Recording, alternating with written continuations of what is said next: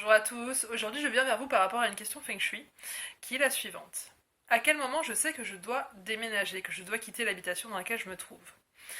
Alors, en Feng Shui traditionnel, en fait, on va éviter tout ce qui va être source de stress, tout ce qui va être source de problématiques énergétiques pour pouvoir vivre le plus longtemps possible. Parce qu'en Feng Shui traditionnel, la recherche est la longévité, le fait de vivre le plus longtemps possible. En Feng Shui moderne, on va plutôt être sur une question de quête spirituelle. Donc, on va pas éviter les maisons, on va pas éviter les sources de stress, donc on va moins déménager, on va moins avoir cette optique de déménagement, d'évitement, de fuite. On va plus être sur une logique en fait de développement personnel, de quête spirituelle, et donc en fait on va utiliser les énergies désagréables chez soi, ou alors ce que la maison va dire de nous en problématique et en blocage, on va l'utiliser pour en fait travailler sur nous, pour grandir en sagesse, et également pour développer en fait nos forces. Alors ça ne veut pas dire qu'on va rester dans des choses négatives, on a effectivement en Feng Shui moderne toute une panoplie de correctifs qu'on va mettre en place pour pouvoir effectivement améliorer l'énergie d'une maison. Et de la même façon en géobiologie, si on constate qu'une maison a des défaillances fortes et ces défaillances ne sont pas du tout soignables ou modifiables pour les habitants, eh bien effectivement il faut partir.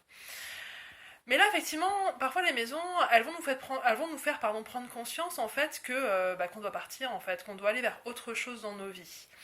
Et dans ces moments-là, en fait, ça peut être difficile de faire le choix de partir, ça peut être difficile d'enclencher ces changements, mais quelque part, effectivement, il faut le faire parce que sinon, ça s'appelle de l'endurisme. L'endurisme, en fait, c'est quand on va rester dans une situation qui nous fait souffrir, qui n'a plus d'intérêt pour nous, en fait, en termes de croissance spirituelle ou en termes, effectivement, effectivement, oui, de croissance spirituelle ou de développement personnel, en fait, qu'on a fait le tour de la question et qu'on ne grandit plus et qu'on ne fait que souffrir et que la souffrance ne nous apporte vraiment plus rien, là, il faut partir, en fait.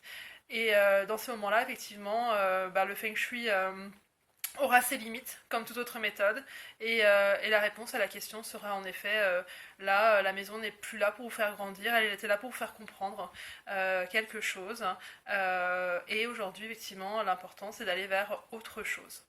Donc la maison sera porteuse de changement, de croissance personnelle, voire de reprendre son pouvoir personnel aussi, si la problématique était liée à cela, ou tout autre sujet qui a pu vous amener à passer par cette maison. Donc la gratitude pour l'expérience sera quand même bien sûr là, mais effectivement, le Feng Shui, l'analyse peut révéler que en fait la conclusion c'est il faut déménager.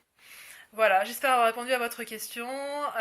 Là-dessus, effectivement, je peux pas en dire plus puisque chacun aura sa réponse, chacun aura son vécu par rapport à la situation. Mais oui, il ne faut pas hésiter effectivement à tirer comme conclusion que peut-être qu'il faut partir. Que si effectivement on sent qu'on a épuisé toutes les ressources en Feng Shui qu'on avait pour vivre une situation, effectivement qu'elle n'est plus vivable, la seule réponse c'est aller vivre autre chose, une autre expérience dans une autre maison. Et ça nous apprendra effectivement à enclencher des changements pour l'amour de soi. Je vous souhaite une très bonne journée et je vous dis à très bientôt. Au revoir.